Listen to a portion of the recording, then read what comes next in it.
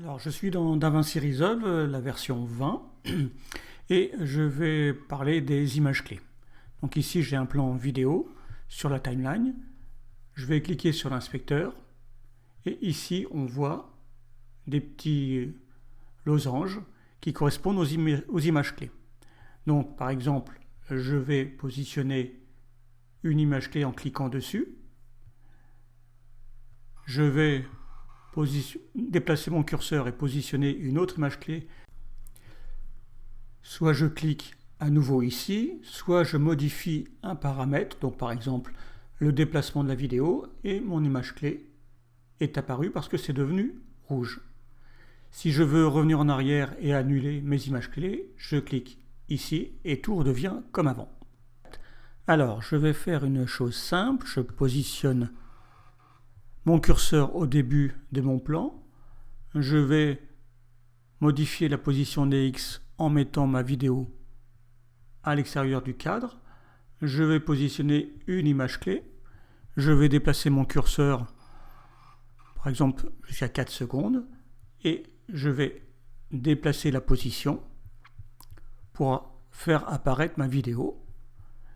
Une nouvelle image clé s'est créée automatiquement. On regarde. Alors maintenant, si je veux changer la position d'une image clé, où sont-elles? Alors dans la version 20, il y a une petite nouveauté. Ici, j'ai une icône keyframe. Je vais cliquer dessus et je vois apparaître ici mes images clés.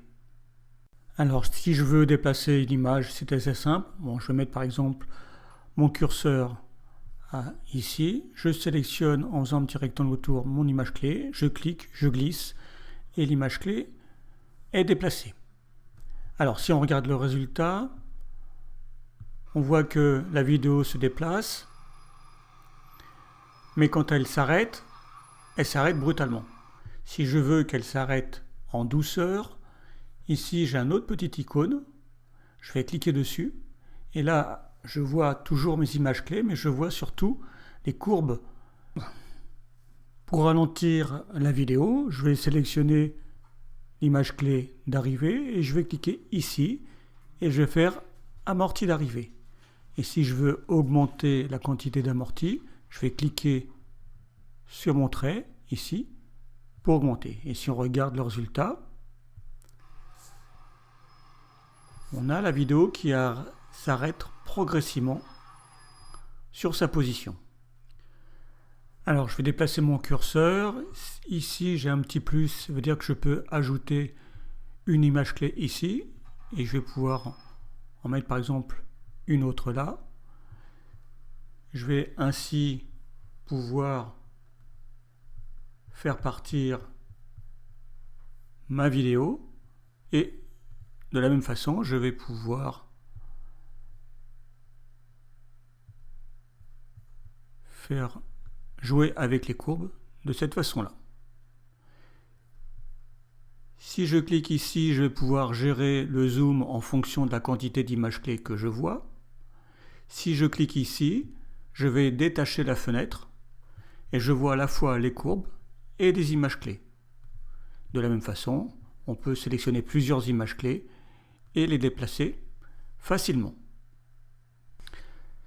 Sur la timeline, il est possible de faire apparaître les images clés directement. En dessous, ici, on a un petit icône. Là, pour l'instant, il est grisé. C'est parce que j'utilise une tête d'onglet pour les timelines. Donc, je vais aller ici et je vais décocher afficher les timelines superposées.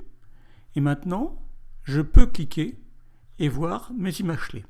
Et de la même façon, je vais pouvoir les sélectionner et les bouger. Par contre, je n'ai pas ici de notion de courbe. Dans l'inspecteur, partout où j'ai des petits losanges, je peux donc gérer mes images clés de la même façon. Si je regarde ici, correction de l'objectif, j'ai bien correction de l'objectif ici.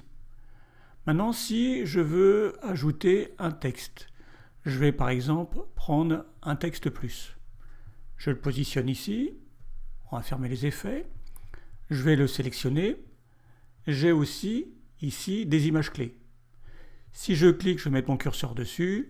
Si je clique, sur mes images clés, là je ne vois rien. Alors pourquoi? C'est parce qu'en fait, le texte plus est géré par Fusion. Si je clique sur Fusion, j'arrive ici avec mon texte. Si je vais dans l'inspecteur et que je rajoute par exemple une image clé sur la taille,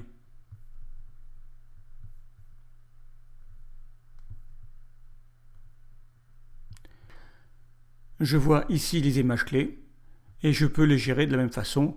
Donc là, effectivement, ce sont des traits au lieu d'être des points. Et j'ai ici la possibilité d'afficher la courbe qui fonctionne de la même façon que précédemment. Je vais cliquer ici, ici, ici.